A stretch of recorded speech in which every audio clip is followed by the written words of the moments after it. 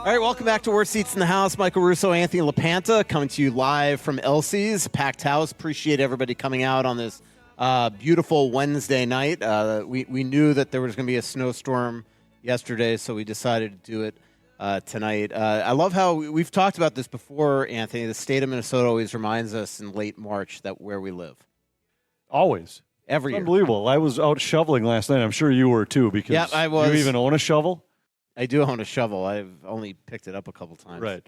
No, I was shoveling last night, and then about halfway through it, as I couldn't get the snow off of the shovel because it was so wet and heavy, it kept sticking to it. I thought, I think this is the first time I've shoveled all year. Yeah, so just in how abnormal this is for this winter, at least, I went ass over tea kettle today for the first time this winter. That does mean it's been a strange winter. Yeah, I was. You're normally good for half a dozen of those a year. So practice today, as you know, you were there, was absolutely packed. It must be spring break, I guess. And so I parked sort of down below, and so as I was walking down, I was on my phone, of course, and then. You know that moment where you just like, there's nothing stopping this one. All of a sudden, I felt the slip, and boom, was down. And first thing I did was look around, make sure nobody was there, and there I see a guy in his car did you end up waving to make 911? sure. No, but I did get up.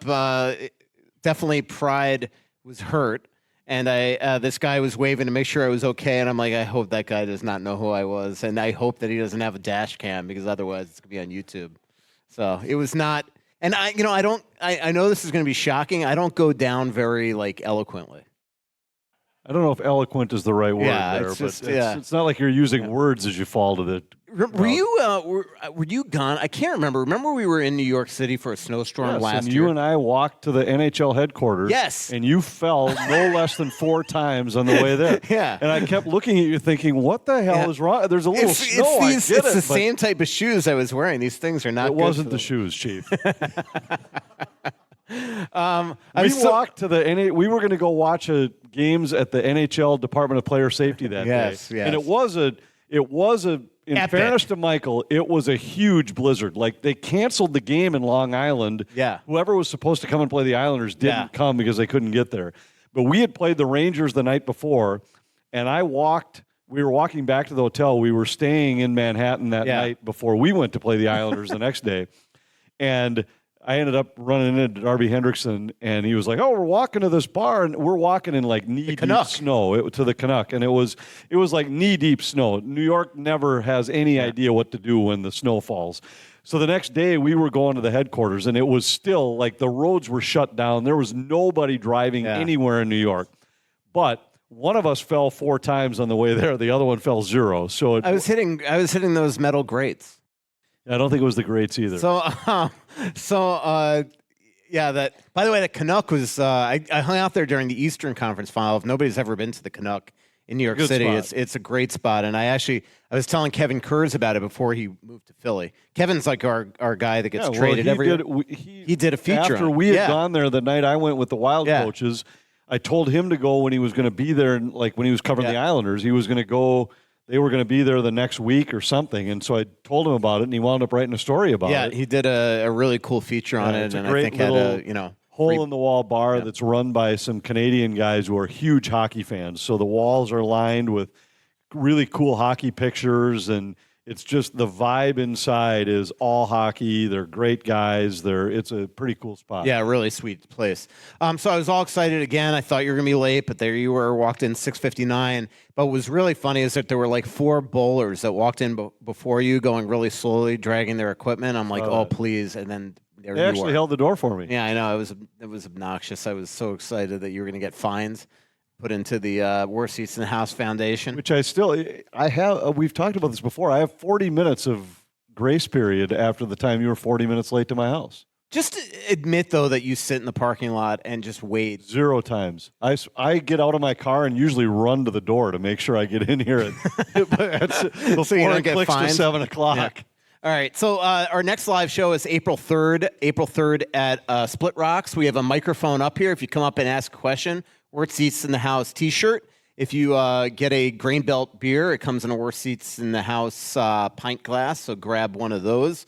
Anthony, last time you and I did a podcast, it was before the St. Louis game, I believe, after the LA loss in Los Angeles, and I pointed out that the Wild had one game in the next 4 days, up until the fact they play on Thursday, week, wasn't it? Yeah, one in a week. Vegas had 4 in that time. You're like, oh, it doesn't matter. They all play the same amount of games. In the meantime, they were 3 back that night. Now they're 9 back. Would you admit that it mattered? Well, it doesn't matter. They're going to play 82 games. All right, Anthony. It Anthony. doesn't matter when they play them. You're going to play 82. Anthony. That's all perception. Why do you always have to be so literal? You knew exactly what I meant. The fact that the Wild were 3 back and Vegas had 4 games before the Wild played on Thursday night was a major, major problem. The way that Vegas had been playing.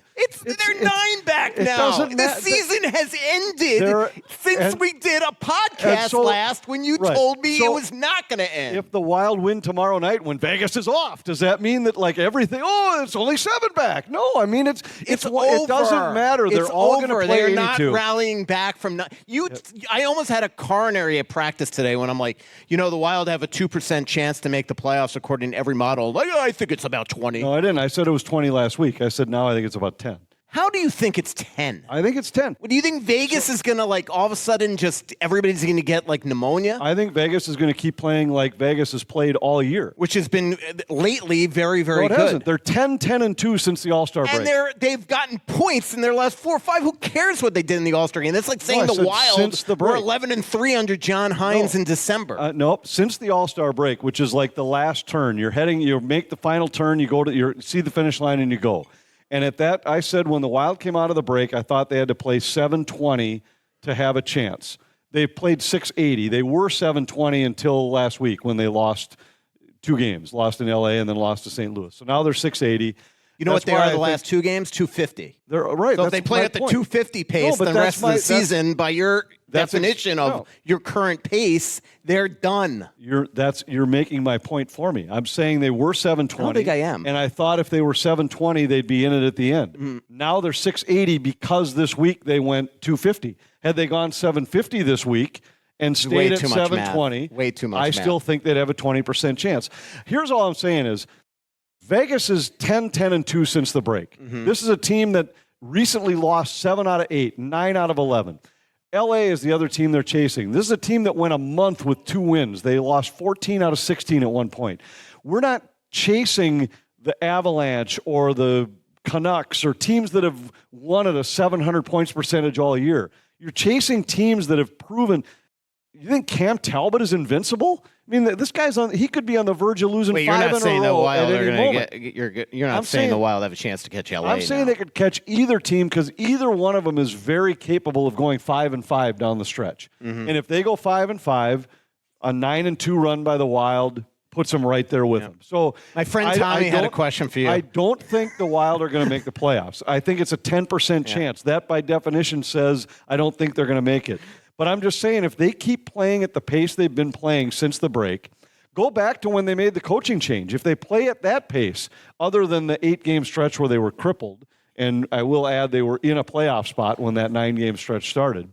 If they play at that pace, the last 2 games of the season will matter, and I think that's a win for this club. My friend Tommy had a great question that actually made me laugh out loud. Wanted me to ask you if the Wild do wind up making the playoffs, they're likely going to land Dallas. How do the Wild match up? The Wild can't. They're not. This team's not good enough. That one made me laugh. This team's not good enough to beat Dallas or Vancouver, which would be the most likely 2 teams. I still think Colorado probably wins the Central, but any of those teams, the Wild aren't. They're not. This team isn't going to make a run, but playing meaningful games in the final 2 weeks of the season would be a win for this club. Well, especially because look, a lot of times all of us are like, all right, what do they have to play for? There's a lot of guys in this lineup that have a lot to play for. It's still technically a new coach. There are guys playing for spots next year. They're playing for spots. Some guys are playing for jobs in the NHL. Right. And that's why I did a show with another. I'm not going to name who it was, but I was doing a radio show this week. And they said, wouldn't the Wild have been better off to lose more games down the stretch and move up a couple spots in the draft? And I said, you know what? Anybody who makes comments that asinine have never been around a pro locker room of any kind or a pro franchise, a pro athlete. There is not one guy who walks into the arena saying, you know what? We'd be better off if we lost tonight. I mean, if you are fooling yourself if you think, and I'm starting with the GM and the coach. Like, I don't care what they think about their chances to be in they want to win when they get to the rink that 100%. night. That's how those guys are wired. They want to win if you put a ping pong paddle in their hand or a tennis racket in their hand or a golf club or a soccer ball for their pregame thing. These guys compete. If they're playing cards on the plane, it's a battle. These guys are wired differently. Not one of them is okay with losing when they get to the rink at night. Well, and the last couple of days, I'm getting the same stuff from fans about why are they even bringing Eriksson Ek and Brodin back? Just sit them down. Could you imagine if Bill Guerin and John Hines said to Eriksson Ek, yeah, you're done, by the way. You're not healthy, playing, but you're not going to play. Yeah, you're not playing the last 10 games of the season. How about Marcus Foligno, who right now is in a spot where they're like holding him together with duct tape to get him ready to play every night. And that guy, he flew to St. Louis to hang out with the team down there and was like, I want to get back. I'm looking for somebody who will give me an opinion that says I can play. Yeah, he went down there. The real reason is because he was going to see a specialist. Right, and was like, I want to. He doesn't care what the standings say. I want to play. I want to compete. I want to battle with my guys. He is the one guy I could see them shutting down here in the next little while. And you know what? Brodin probably shouldn't be playing.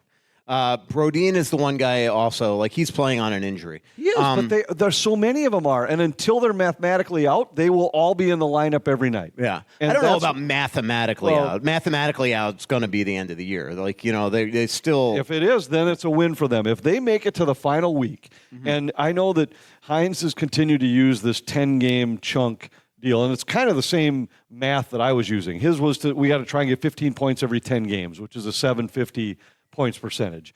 And they got it in the first chunk of 10. They fell a point short in the second chunk. And now this third one, they're 0-1-1 to start. So they've got some work to do to get to 750. But his point was, if we do this, you can't pay attention to every night when what's happening here. Oh, these guys won, those guys won, those guys won. If we play 750, meaning the Wild, we're going to make it so those final 3 games matter. It was, at that time, they had 33 games left, so we had 3 10-game chunks and then a 3 games bit at the end. And their goal was, if we play this, we'll make those 3 games matter. And they're in a spot to do that. It's going to take a little bit more than what he was projecting. I think it's going to take 9-2. But if they go 9-2, I predict that last game of the season will matter. Well, they will have a chance going into the final game if they go 9-2 in these 11. I just don't see the either. 2 can't be losses to Vegas, though. Would you agree that? No, that's true. But so even that, let's say they win tomorrow night, which they should. They're playing with the worst team the NHL's seen in years. This team's won 1 time in their last 18. If you get that win, you're 7 back with now an even number of games played because they have a game in hand on Vegas.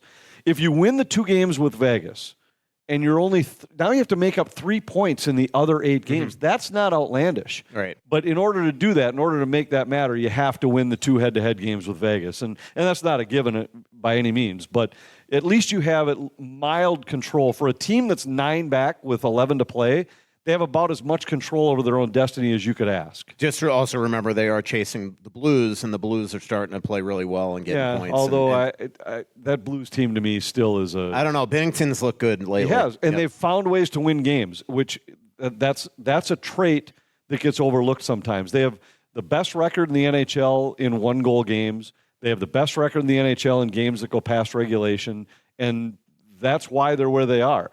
Every advanced statistic will tell you they're a mediocre hockey team, but they've found ways to get that extra point, to win those games, and that's why they're where they are. But the Wild, and their focus has been on themselves. Get 75% of the available points each of these stretches, and don't worry about each night what's happening somewhere else, because you'll lose your mind. Like there was a time where you would have said, oh, Nashville's playing Vegas. Well, we want Vegas to win. Well, last night they clearly wanted Nashville to win. Yeah. They can't catch Nashville anymore. Yeah. Of course, that was a 3-point game. It was, but how about even that? So Kevin Gorg, who we both love, texted me early in the game, and because he's telling me the same statistic that I had told you, where I said, they got about a 20% shot last week, the last time we were together. And then after they lost to the Blues in overtime, and then Vegas went and beat the Blues in overtime.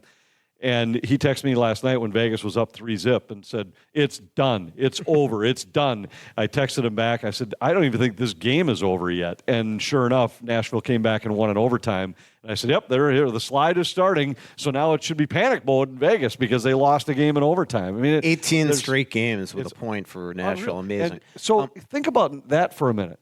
Nashville, at the time that streak started, they had as many losses as wins. Yeah. They were 27, 25, and 2. They had as many losses as wins, and all of a sudden caught fire, caught a team that started to believe, a goalie got hot, and now they've got a point. Yossi McDonough and O'Reilly started playing like Yossi McDonough and O'Reilly. Right. And so, but all of those things are possible. Like anybody, any one of these teams is capable of ripping off points in 10 in a row. The Wild have proven that. They went 6-0-2 before these last 2 games. And every one of these teams is also capable of losing 5 out of 6. And so just keep playing, show up, play tomorrow, get the 2 points you're supposed to get against San Jose, be ready to go against Vegas and beat Vegas on Saturday, and all of a sudden you're 5 points Did you watch behind. the Blues Golden Knights game the other day? It was awesome, man. Saad scored us with a couple minutes left, and then talk about drama in overtime. Penalty shot. And Logan Thompson save. Logan Thompson save, and then right after Jonathan Marchessault, which he just is I've been watching all those games. So Vegas, as I said, they're 10-10-2 since the break. And remember, they're about to get hurdled back, too. Included in there, they came from 2 goals down in the final 4 minutes to beat Seattle. Mm-hmm. They came from 2 goals down late. By the way, who again was the star? Marchessault. He was. Well, he scored the tying goal at the end of that game.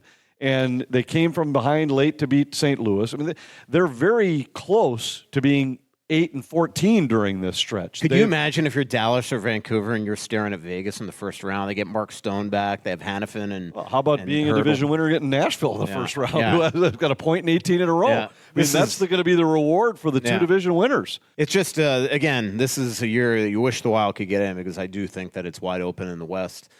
Question.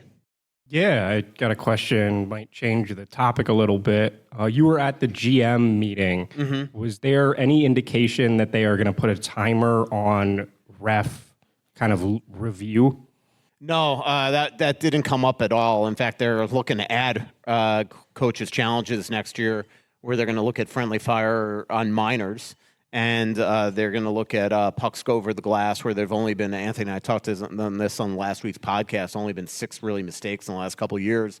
The problem with it, I was talking to their video coach today, the Minnesota Wild's video coach, Jonas Plum, and we were talking about just how you better make sure you're damn right on those, because remember, you're getting the penalty already, so now if you challenge it and you're wrong, it's now a 5-on-3 because you get a penalty if you're wrong on the challenge. So, but no, that has not come up that they're going to put reviews on it. Some of the decisions are just super hard. I think the hope is that as technology comes in, I would love to see. It's going to cost a lot of money, but you'd love to see, especially on pucks over the goal line, that we would actually see where that puck is. And this way, were you watching the Nashville-Vegas game last night? I was not, but I remember there have been a couple players commenting. There was an offside challenge late in that game. In fact, it was on Nashville's 3rd goal. Vegas was ahead 4-2. Nashville scored to make it 4-3, and Vegas challenged for offside. And they went frame by frame, and on one frame, it was Jason Zucker who was going to be offside. He was still onside. The puck was on the line. He's clearly ahead of the puck. The next frame, both the puck and his skate are in the zone. So you couldn't definitely tell that he got in early, but a reasonable mind would tell you that nothing was going to change the pace of the 2 objects moving into the zone. But the review took a long time, and it wound up that it went Nashville's way. The goal stood, and then they scored on the subsequent power play on top of it to tie the game at 4. And all I could think about was exactly the question you're asking is, once you get to that point, if it's that minuscule the difference, there is a part of you that says, all right, well, maybe we ought to just, it's clearly not definitively wrong if it's taking you this long to try and figure out if it's wrong. But I've always argued that if you have the technology, why not try to get it right? And if it takes you an extra 30 seconds, it takes you an extra 30 seconds. I don't know what putting a time limit on it would. I think they're pretty good about, all right, we've looked at everything we have. We can't really tell. Let's just let the call stand. I don't know if a time limit would make a difference.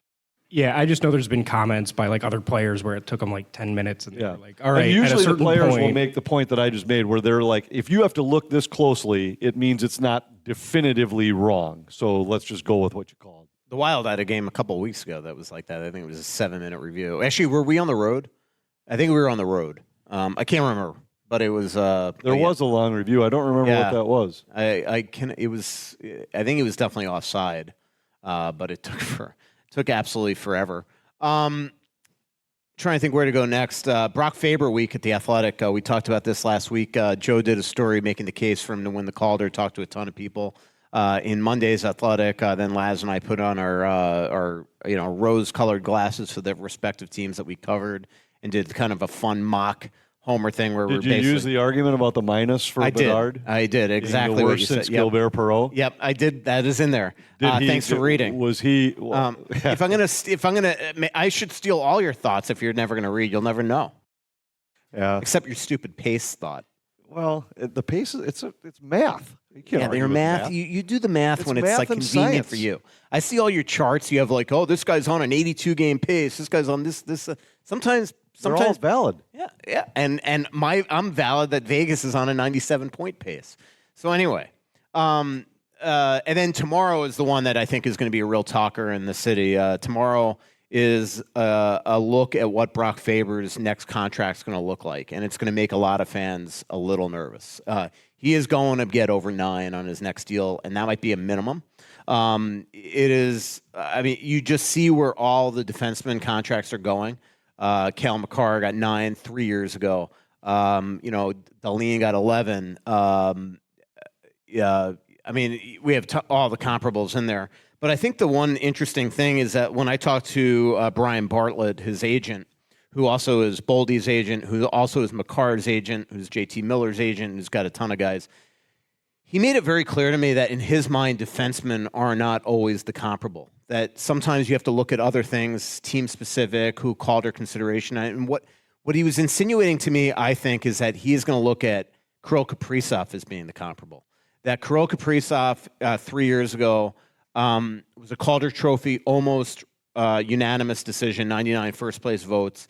And when you look at Brock Faber, has he had any less of an impressive Calder Trophy campaign than Kirill Kaprizov? Well, he isn't going to get 99 out of 100 first-place votes, I can tell you that. He will not do that, but that's the year. Also, Kirill was in a year where he played 55 games. That was, obviously a pandemic-shortened season. The cap, in context, from when Kirill signed, is going up $10 million by the time the contract's going to kick in, because it's going to be up to $92 million, so about 8.5 more than it is now. And the 14.7 is off the books. Also, if you look at the way that the Wild and Faber's camp really structured this contract, no A bonuses. So he's losing out on $1 million in bonuses this year that he absolutely would have attained, because he's hit 7 of the 9 thresholds, assuming he's on the all-rookie team, which is a lock. But goals, points, ice time, plus minus, block shot, time on ice, and all-rookie team, you get max 4. He's hit 7 at $250 a pop. That would have been $1 million in his pocket. Next year, he only took $250. If he does the same thing, that's at 1.75 that the Wild are probably going to have to pay him back on the next contract. This is going to be an expensive contract, but justifiably so. Yeah, justifiably, and it's you have to make up that cash somewhere else. You're going to need young guys that are coming up that are on entry-level deals to fill out your roster for sure, and this guy's worth it. It was interesting the other night. I was watching the Wild play LA when the game was on the other networks, and I still, even though Kevin Fiala scored that night, all I kept thinking about is, with himself backed into a corner, Billy Guerin still got a deal that included Brock Faber and a number 1 pick for a guy that everybody in the league knew he had to trade, and I wouldn't trade Brock Faber straight up for Kevin Fiala. Yeah, and again, if you're listening to this and you're muttering, what Anthony is saying is that everybody knew that the Wild could not afford Kevin Fiala. And everybody knew that Kevin Fiala, that you were only going to get max value for him if he was willing to sign an extension in the one place. So when Kevin Fiala and his agent basically said when Bill Guerin presented the potential teams, and he said, we'll get a deal done with LA, we'll do that extension, Bill Guerin had one team to trade with. And usually that one team's going to look at it like, well, I got you wrapped around my finger now. I'm not giving you max value. And for him to get a first-round pick and Faber, and I assume the Wild probably at first maybe at least tried to get Quinton Byfield. But when that was a no, they wanted Faber. And I don't think any of us thought this quickly that he would evolve into this dynamic. But I don't know that there's a GM out there now that would say, I'll trade Faber straight up for Kevin Fiala. And the first let round, alone getting a 1 to go with it. And the first round pick, like it's always going to go down as Faber and Ogren. But remember, if the Wild, if the Wild only had one first round pick in that year's draft, they were going to take Urhoff. So in a lot of ways, you can kind of almost nuance it and say it was, if Urhoff turns into a star, it's a heck of a trade. And again, what I mean by that is that if you watch the Behind the Becoming Wild. Judd Brackett made extremely clear in the meetings behind the scenes that they were going to take a risk. They had Urhoff above Ogren on their list, but they thought the Russian factor would keep teams away from Urhoff. So they took Ogren. A couple picks they later. took Ogren first and then Urhoff last. In between, obviously, a lot of people are always going to look that Snuggerud went. But obviously, what that tells you is that the Wild always had Urhoff against and Ogren over Snuggerud. So there you go. And the Wild have hit on a lot of their prospects here, have gotten great value for their second-round picks. As we've seen lately, the Wild have signed 4 second-round picks in the last 3-4 weeks. Hey there, it's Russo from my friends at Aquarius Home Services. You know they say knowledge is power, but sometimes it's who you know that truly matters. And I'm grateful to know the team at Aquarius. Why? Because my home functions seamlessly with their help. They handle everything from electrical and plumbing issues to furnace repairs and installing new water heaters. Whether it's fixing flickering lights or ensuring my furnace is running smoothly, Aquarius always has me covered for all my home needs. Aquarius believes in earning the right to be recommended. They're just a click away at AquariusHomeservices.com. And don't forget to mention Russo sent you. Hey everyone, Attorney Jerry Bosch here with Bosch Law Firm and WorkCompExperts.com. For almost 30 years, we've represented Minnesotans just like you all over the great state of Minnesota to guarantee they've been treated fairly and with respect when they've suffered a work-related injury. A work injury can change your life in an instant. You need someone on your side who can help you focus on getting back on your feet and getting paid while you do. You may be entitled to medical benefits, wage loss benefits, job placement, retraining, and payment for permanent disability.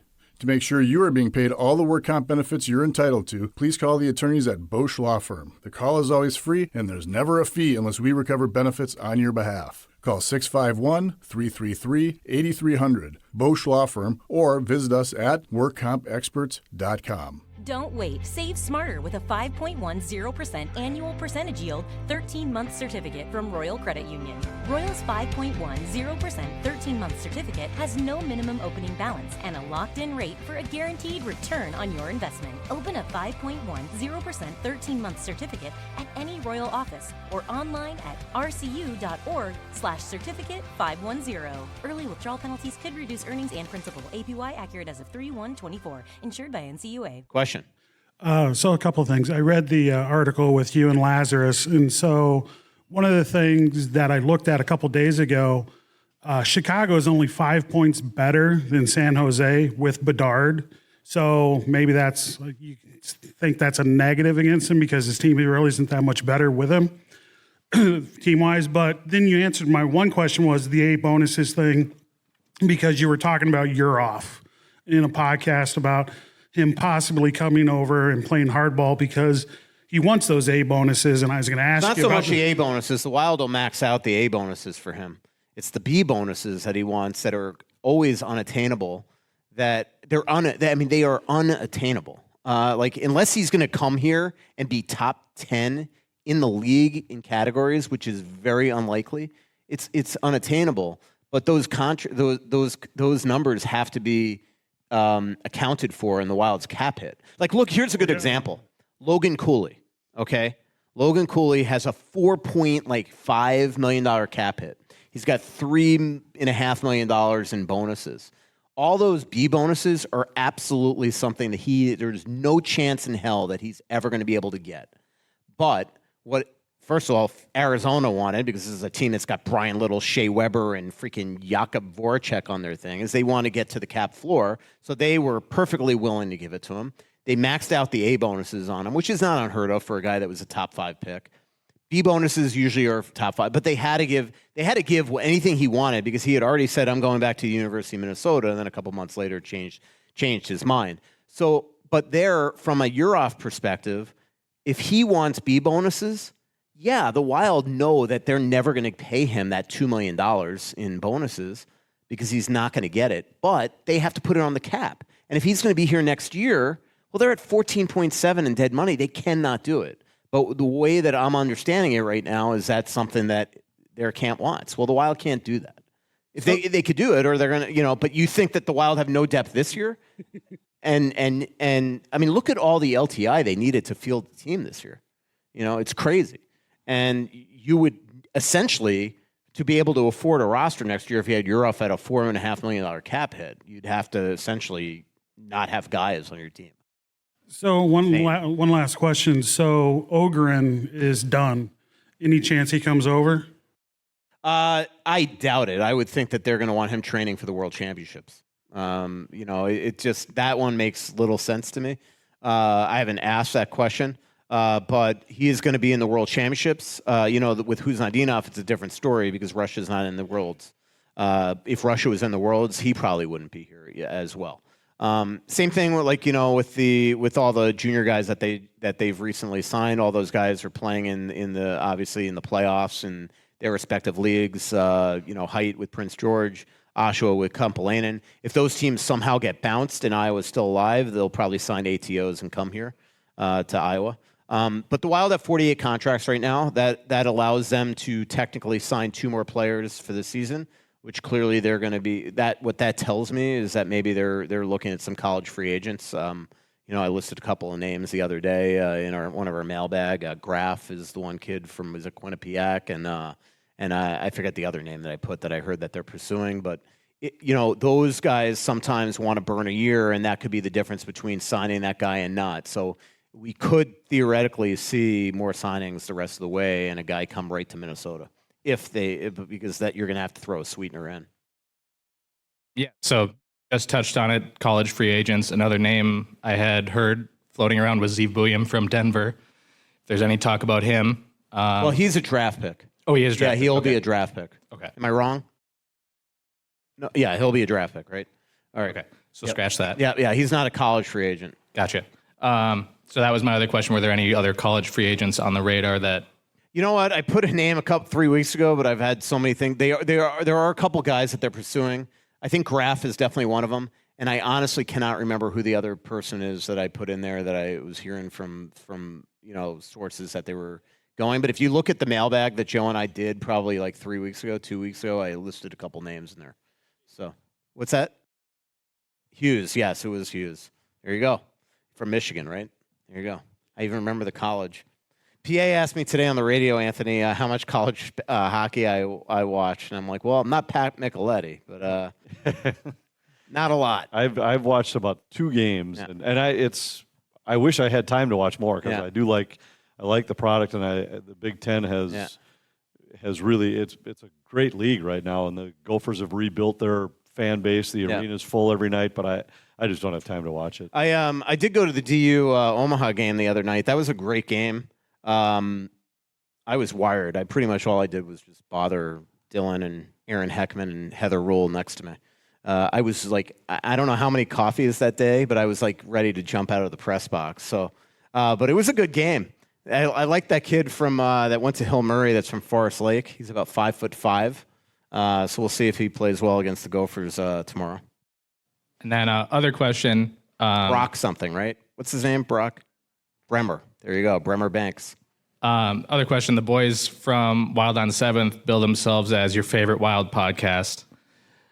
First off, I think a few people in here might disagree with that. But second off, is there any chance maybe LaPanta setting it up of a crossover episode with you guys, getting Karts and Kinger out here to take some questions and getting you guys in the studio for a crossover episode? I think we could work on it. Yeah. We'll see. Yeah, I don't know if I think that they don't want I can't imagine they would want me on there. Lower the ratings. That'd be not exactly a watched podcast, but maybe LaPanta. Yeah, but we could work on getting them to come to one of our shows. Yeah, definitely. We could start with that, and we'll see what that guy they might not reciprocate. Yeah, they might not reciprocate the invitation, but we could certainly invite him to one of our shows. I actually want to do a feature on that John King because he's a fascinating guy. All the things that he does on the side, and I think he's hilarious. Obviously, the hockey art stuff and all that, and plus he looks like Matt Zuccarello. Well, yes, he does. Just watch the Zuccarello episode that they had with him. Yeah. I'll just leave it at that. Okay. You don't think he does? I don't. I think he does. You know what? I went to practice today for the PWHL team and talked to Sophia Cunnin for the first time. Man, is she a great quote. Like just charismatic person. I'm talking to Luke Cunnin tomorrow, so you'll be seeing a Cunnin feature in the next little while. But I remember when I did a feature on Nico Sturm and Taylor Turnquist, and that was at the time where she was playing for the Boston Pride, not yet the Whitecaps, if I remember correctly, and just the pride that they had, that they were, two professional athletes that were a tandem, obviously. And here you have, it's a unique thing where you have a husband and wife, two professional hockey players. And what I think is really crazy about it is that they're newlyweds. And one's living in San Jose and one's living here in Minnesota. They just got married last July. Apparently had a Hollywood-esque type wedding with the Matthew Tkachuk's there and a bunch of NHL players and professional women. But it was fun talking to that. I talked to Ken Klee for the first time, their head coach. Really great quote. Obviously played a long time in the NHL as a defenseman.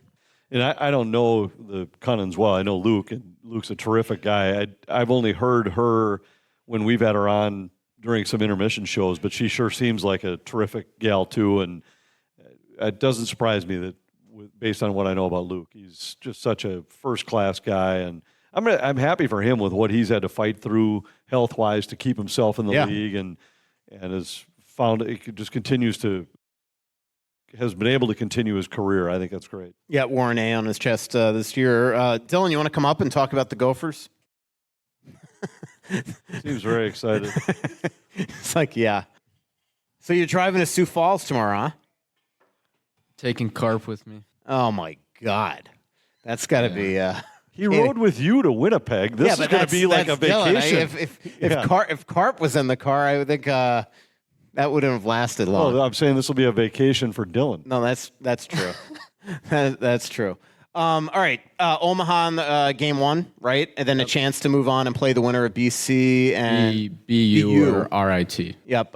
Macklin Celebrini and gang there to get to potentially advance to the Frozen Four. Tell me about this. I went to that Gophers Michigan game last week, and they were not very good at all. No.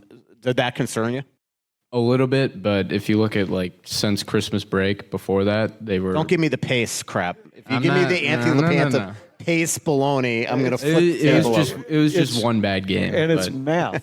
It's math. It's real. Oh, they're on pace for 750. No, I said if they would maintain a 750 pace. If the Gophers maintain a 750 pace, they will not make it to the championship. Let's put it that way. Yeah, that is true. A 750 pace is impossible in college hockey. Yeah, that's true. In the playoffs. In the playoffs, you lose It would either be 1,000 or 500, one or the other, or zero. So not to interrupt you, but honestly, how do they match up against Omaha? Omaha the other day was pretty impressive, actually. Yeah, I actually think Omaha is a really good team. They're a lot older. They have a ton of grad students, some seniors as well. They're a pretty physical team, which I guess kind of maybe worries me a little bit about the Gophers, especially their young decor. Obviously don't have Faber back there anymore, so they're going to have to withstand that. But I think skill-wise, they're a lot more skilled than Omaha. But if you look at physical side of things and the way they forecheck and things like that, there's obviously a little bit of a difference. But they match up well against Omaha, but I'd worry about BU for sure.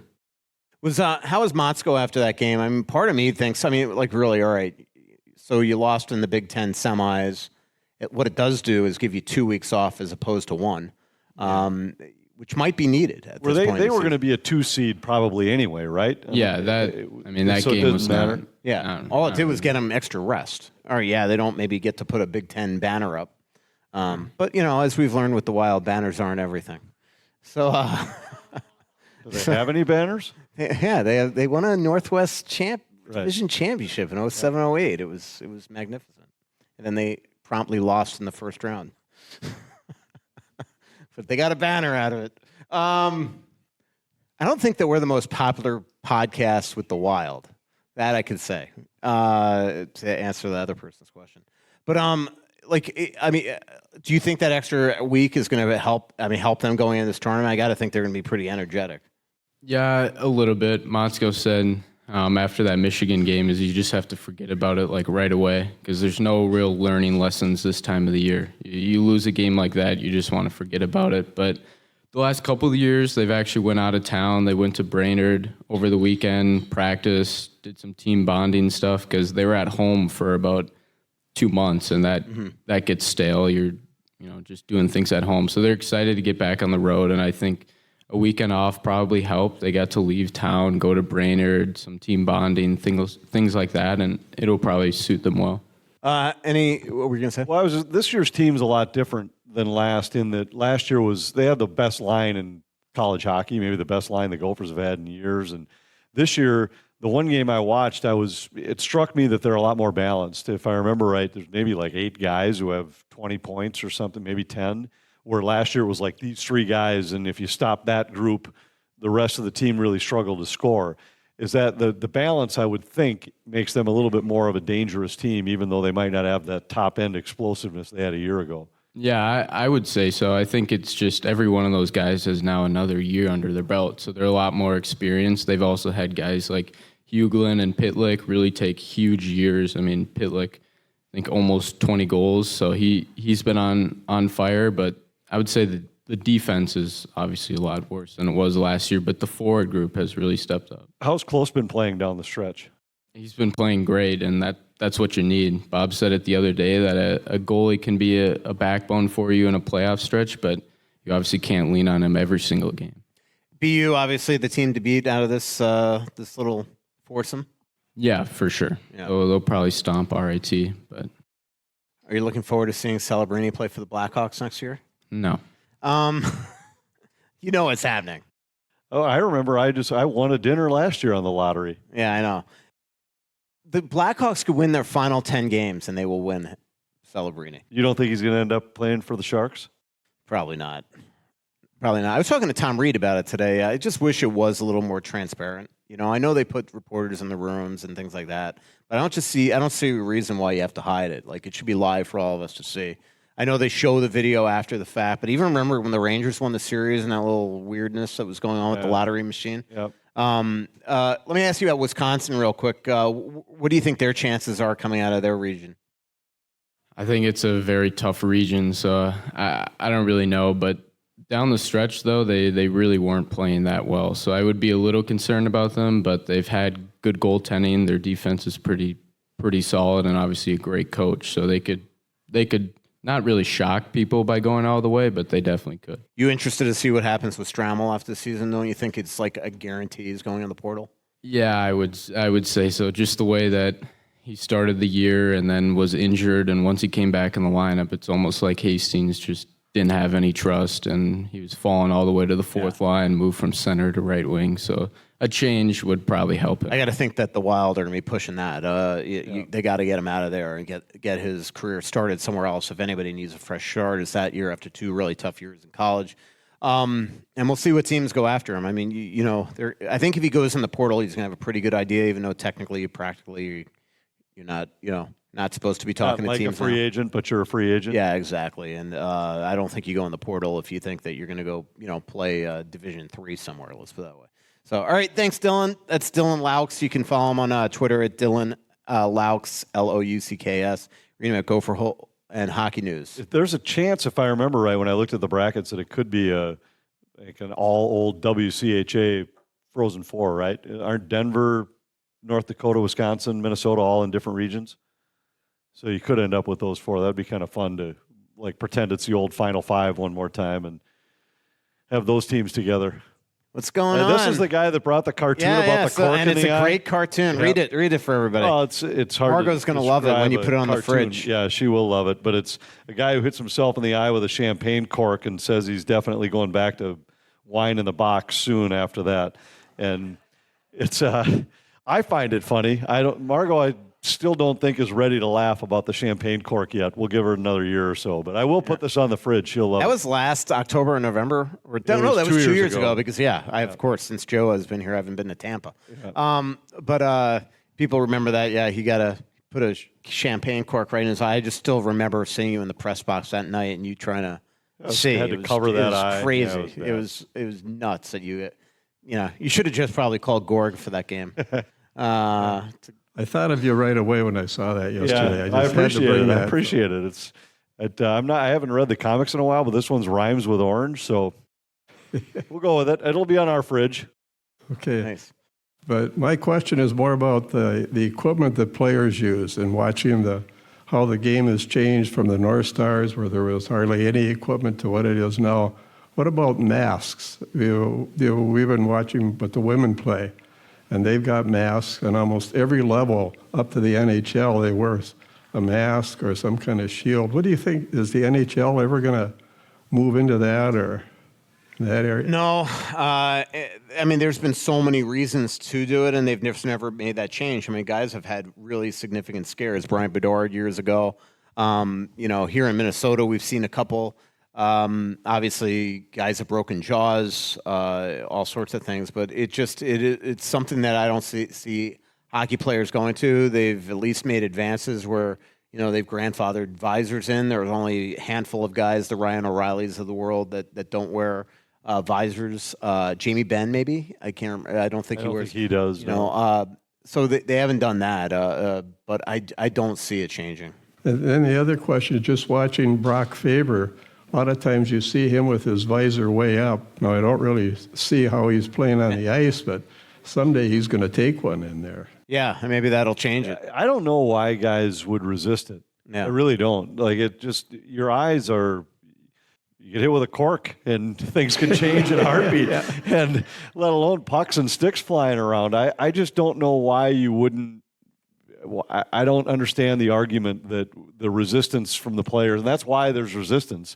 It's the players who are saying we don't want the full bubble mask or the full mask of any kind. So it doesn't make any sense to me. Yeah, it's a great question. Technology, it is crazy how it's changed. Well, even look at how the guys have resisted the neck guard. Yeah. After a guy loses his life playing, you would think that, I don't know why a player would say, I don't want to wear that neck guard. There's a few guys who you see wear it, and I just say, the chances are minuscule, but why take any chance? And I have never understood why players are wired that way. Yeah.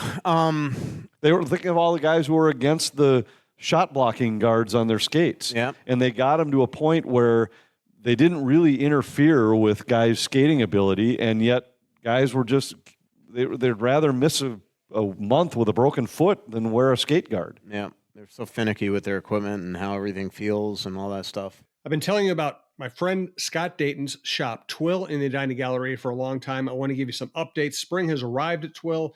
We have a completely new collection of casual and dress clothing in the store now from all of our favorite vendors.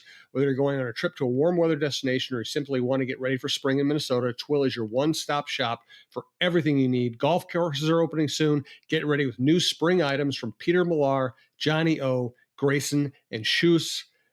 We have a full slate of events coming up as well. April 4th is our Samuelson Trunk Show. It's a great time to get your new summer suit or sport coat. April 12th and 13th is our signature Peter Millar event. Our PM Crown Shop is absolutely loaded with fresh new merch. And hey, I wear Peter Millar all the time. Comfortable, durable, great stuff. So check out Twill in the Edina Galleria, twillmn.com. Hey, this is Russo for Livia Weight Control Centers. Now is the time to get a jump on summer. You could lose up to 20 pounds or more in your first 8 weeks the Livia way. When you join Livia, you'll receive a personalized and doctor-recommended program tailored to your unique needs, goals, and lifestyle. Livia's amazing team of registered dietitians and nutritionists will guide you every step of the way, just like me. If you join Livia today, you'll get your first 8 weeks free. What could that equate to? Well, obviously, everybody's different, but after 8 weeks, I was down 20 pounds, and I'm now closing in on 30 because of the one-on-one support that I receive at my Livia Center in Woodbury, the great food I get from them, that I complement with a nutritional program that they custom designed for me and my long days and hectic travel. Join Livea today and get your first 8 weeks free. Visit Livea.com, that's Livea.com, or call 855-GO-LIVEA. Make sure to let them know Russo sent you and they'll get you all set up. Plus, Livea is now offering GLP-1 medications, so ask for more information on that. Quiet the food noise and see accelerated results by summer. Visit Livea.com or call 855-GO-LIVEA. Start your weight loss journey now and get a jump on summer the Livea way. What's up? Apologies if you guys have already answered this on previous podcasts, but how would you rate like the Dewar, Duhaime, Maroon trades? I know the Maroon one is contingent on him playing a playoff game, but how would you kind of rate those returns for those players? I think the returns for Dewar and Duhaime were fine. They're going to be fourth line players for the rest of their life, and you get anything for them, it was a win. They had maxed out with what they were going to be. And they're good fourth line guys. Don't get me wrong, I'm not trying to diminish them, but they're fourth line guys. So why not take a shot with any pick you get in return? And the people that will replace them, the drop off is so minuscule that I just think it was worth it to get any kind of a pick where you take a shot and maybe you get something better. And again, I mean, they needed to create some roster spots for next year to put Huznadinov on the team to maybe go out and sign a free agent, to give potential opportunity to Riley Heidt or a Liam Ogren or somebody like that. So you just knew it was going to happen, and you knew that it was going to be big returns. That's why when that I almost said fool, but I wouldn't want to be rude. But when that quote reporter up in Winnipeg said that they were going to get a haul for Brandon Duhaime, I almost choked on my coffee. I mean, it's a haul for Brandon Duhaime. I mean, come on, like. He hadn't scored in 44 games at that point. Like, he's a really good fourth line player that kills penalties. But like sometimes, like I don't think like and the funny thing of the tweets that I'm getting, like sometimes as a fan, you don't need a reporter to refute a story. Like Brandon Duhaime wasn't getting a haul.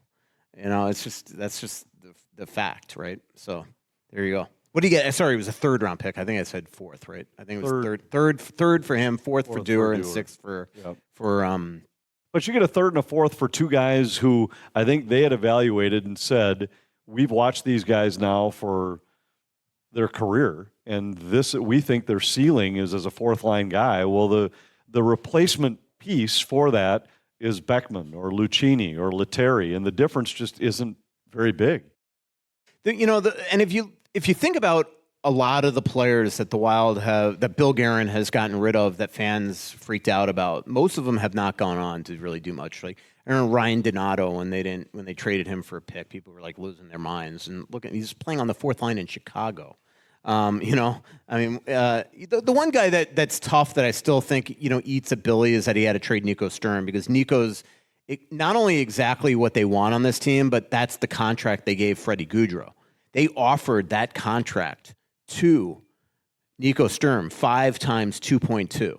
Now, yeah, he said no, and he got a cup out of it, but now he's on a 2-year deal at 2, and he's going to now have to be fighting to recoup that money that he would have had on a long-term deal.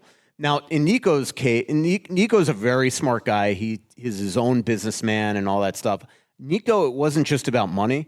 It was about role. He looked at this team and saw, all the prospects coming that are centers, Eric Sinek getting the 8-year deal, Hartman getting, being here. There was Rossi coming, and he's like, I'm always going to be if I sign 2 times 2, I'm going to be a fourth line guy, and he has bigger aspirations than that. So you can't fault him for that. But he did turn down 5 times 11 or 5 times 2.2 or whatever. So, it would have been $11 million.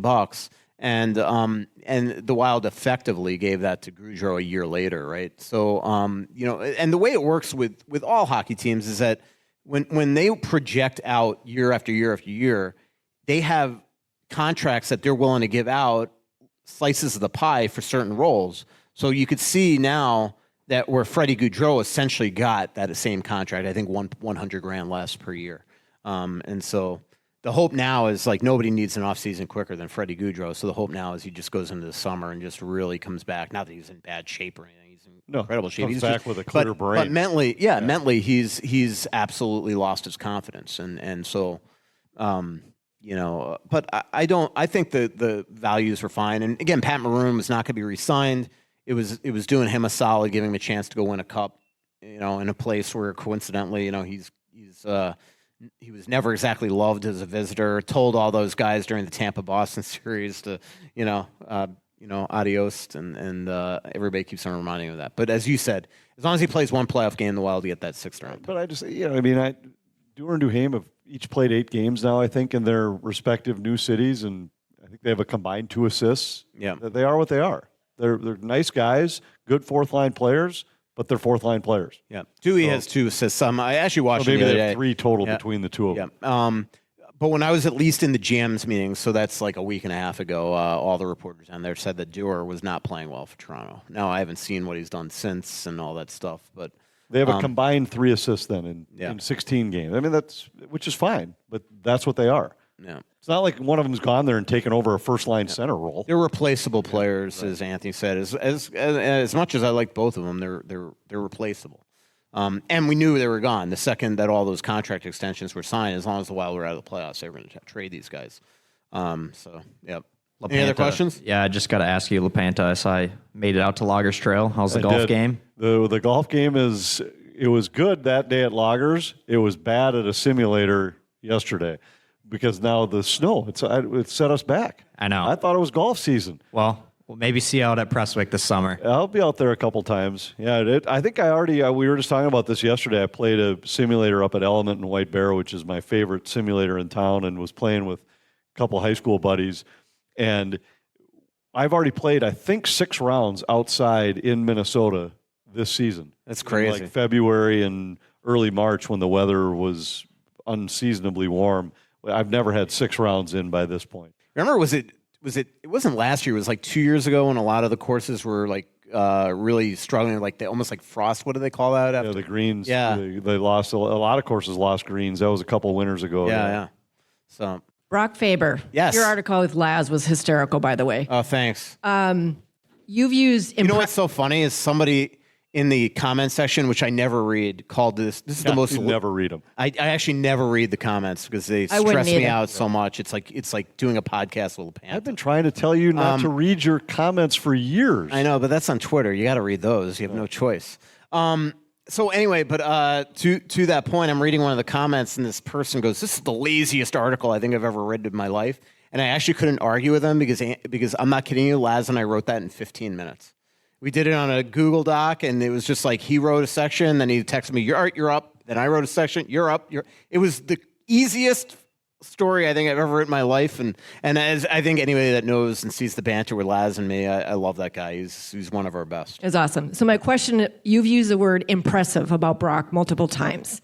Yeah. All right, now I got to change it. Now I got to change the word. Yeah. Now I got to look in my article tomorrow and make sure I didn't use impressive. But this reminds me of my first time. He's going to be up all night tonight. Probably he's going to have too much coffee. Somebody get 911 ready. You never know what's going to happen. His heart will be racing. So my question is he going to be the future DNA? I mean, what he's done at his age under this pressure, all he's done, is this going to be what future D guys are going to be like? Or is he that unique? He's that impressive. That's exactly what he is. I don't think that you could just clone a player. He could skate like a wing. He's built like a linebacker. Like he is a unique defenseman. Charlie McAvoy is the guy that keeps coming to mind for me. That he's the guy that everybody compares him to. He kind of moves like him. He isn't quite as nasty as McAvoy. Yep. McAvoy might right now have a little more offense in his game, but I could see Brock getting that. But they skate similarly. They're both right shot guys. They both defend, I think, in a similar fashion. Yep. More shutdown than offensive. Yeah, I think that's the kind of guy that I see him. And completely agree. And by the way, he got $9.5 million per on his long-term deal. Yeah, and as I look at Faber, I just keep looking at the Wild's top 4, and I think Faber is a stabilizing force where now the question becomes what's Declan Chisholm because of how good Faber is. Where now he might be good enough to take a guy like that and allow you to play Spurgeon with Brodin, which we've always wondered just how good those two guys could be together. If now you can play Faber with Chisholm, and I'm not saying that's where they're headed right now, but if they could get to that spot, he might be able to be good enough to cover for a guy who's still developing as a defensive defenseman like Chisholm is, but can skate. And if now your third set is Middleton and Bogosian, then you got something on that decor. Have you ever interviewed McAvoy? He's one of my favorite people to interview. No. Oh, he's just so funny. He's just such a nice, affable guy. Totally different than what you see sometimes on the ice from him. But now I got to change my vocabulary. I don't have a large vocabulary as it is in my writing. You have no idea. So now I think we've talked on this show before. We used to have a challenge when Chad Graff was writing for the Pioneer Press and Michael was writing for the Star Tribune, and I was obviously doing the games. We would have a word of the night that all of us had to use. I had to use it in the broadcast. They each had to use it in their story. And if they got it in their first paragraph, they got a bonus. If I got it in before the first TV timeout, I got a bonus.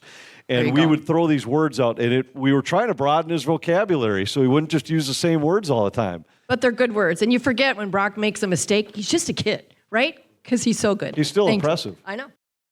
Impressive. He is impressive. You know what's really funny is so I was cleaning out some boxes the other day and putting stuff in the attic, and I'm going to pick up. I was trying to find some room for things because Chris Prosser, Nate's dad, is giving me a 1995-96 frame Florida Panthers autograph like framed like poster for my office. And so I was cleaning out a bunch of stuff, and I was in this closet in my office, and I found this VHS tape, and I was looking at it, and it says 5 Sports Live, and the date was like 1991, and it was in like October, so beginning of football season.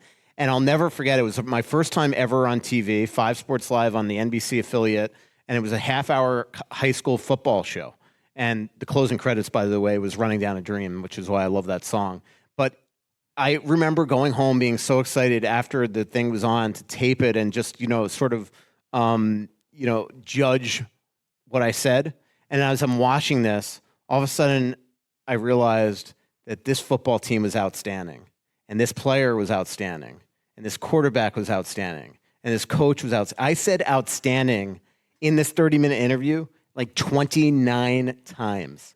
And it's on this VHS tape, and I have always kept this as a reminder for that. I will never watch it again, but it's always sort of a reminder to me of my first time ever on TV and how absolutely, how you could grow as TV is hard. Yeah, it is hard, you're still trying to master it. It's like you say scores all the time. Well, not often enough this year. Yeah. Michael, I just want to say your writing's outstanding. Oh, I appreciate it. It's impressive. It is impressive. It's impressive. Thanks. So looking ahead, can we dream for a minute?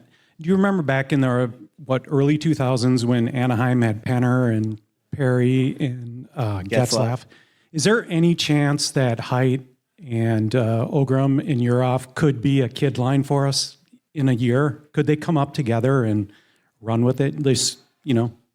Well, a lot of it depends on Urhoff and how long he stays over there. Because if he stays over there for a while, I think he's going to come and probably step right into the NHL.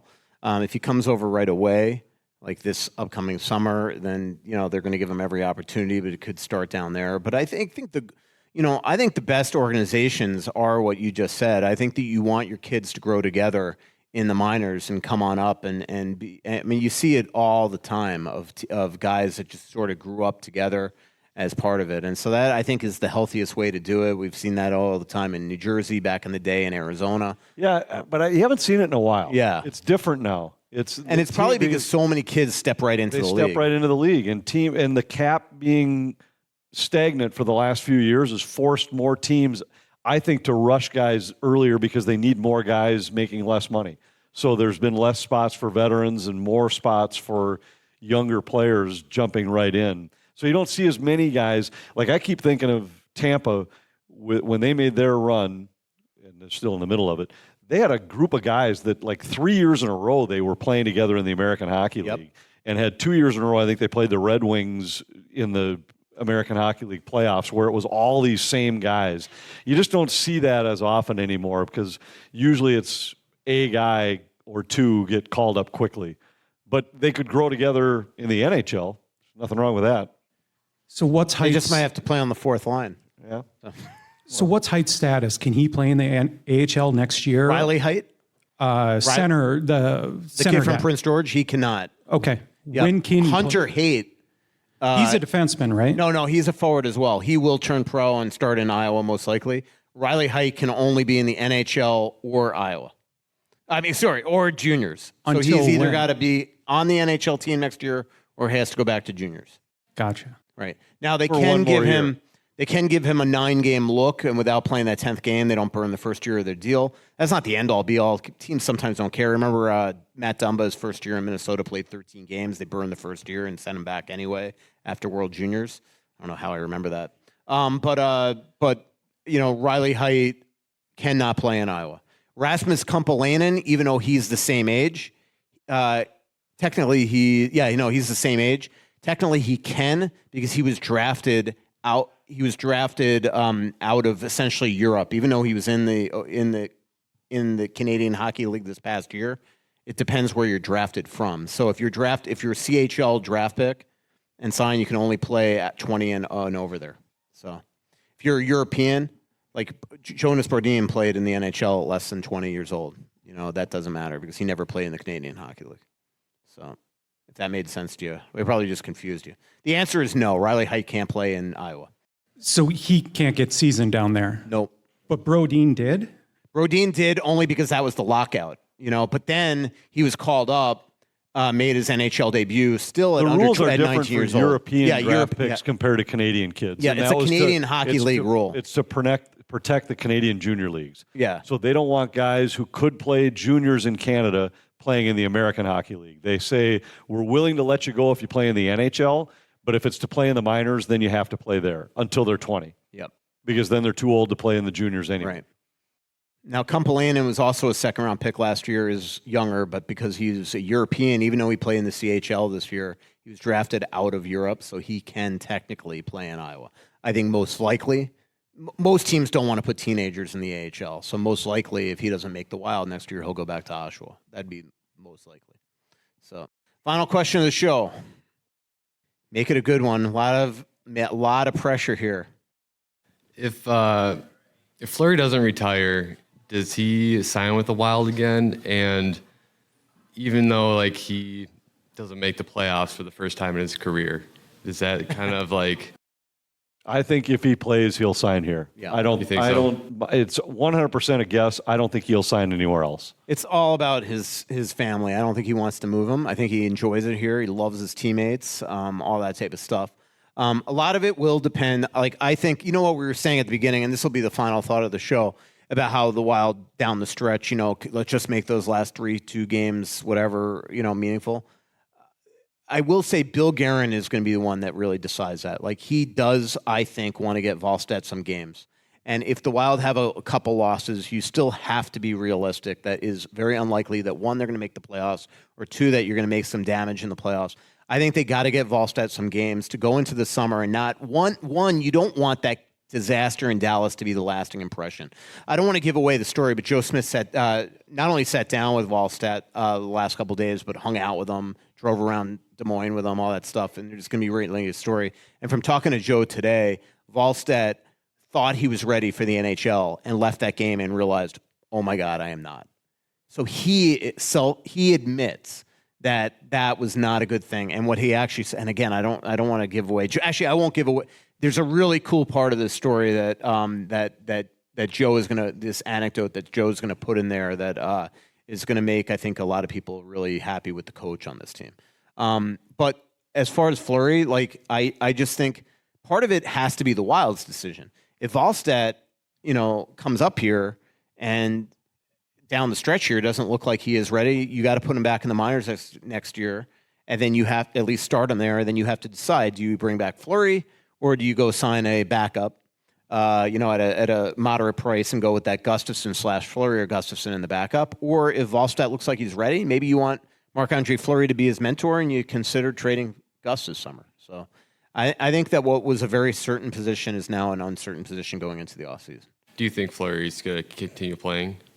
All right, so last week I said yes, but the way that Fleury's mind works, I guarantee you the last 2 games made him think maybe I'm done again. That's just the way he is. But for a while, after they had, what was that? They had a huge win over, was it Nashville at home? I can't remember. And after that game, I asked him that question. He's like, there are times where I'm just like, I'm done this season. And then there are times like tonight that I'm just like, man, I cannot imagine not having this next year. So I think he is going to wait till after the year. I genuinely believe that there's only one team he would play for, and that's this one. Maybe, obviously, if like a team like Vegas ever came back to him, but I can't imagine that would happen with, the way it ended there. I think he would consider that because I think he's building his retirement home there. That'd be something. I don't think he'd go back to Pittsburgh. I don't think, I don't think he's going to Montreal and going to get lit up next year. I think it's here or nowhere. That's just my gut. And I think he will play. Yeah, I do too. I think so too. I think it makes a lot of sense, but I do think they got to give Volstead some games here. All right. This turned out to be a good show for nothing to talk about. Always something to talk about. The pace is still eating at me. You're on an impressive pace right now. Yeah. The Wild are on a 25% pace right now on points. All right. Thanks. April 3rd is our next live show at Splitrocks. Hopefully everybody comes out. Last 5 times we've been at Splitrocks, it's like we've had to open up a section, get more tables, chairs, all that. So definitely come on out there. It's such a fun place to do a show. Thanks for joining us at our Aquarius Home Services studio on location here at Elsie's in Northeast Minneapolis. Thanks to Grainbelt for as well having the dinner special and the Grainbelt pint glasses. Thanks to our sponsors, Aquarius Home Services, your local authorized dealer for Connecticut Water Treatment, Bosch Law Firm, Livia Weight Control Centers, Royal Credit Union, and Twill in the Edina Galleria. Thanks Anthony, for showing up on time. Perfect. Thanks for coming out. See ya.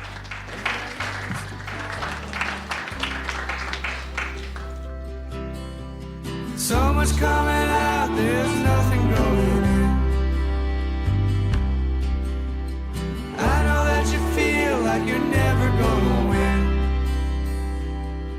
Oh, but the world won't forgive a winner.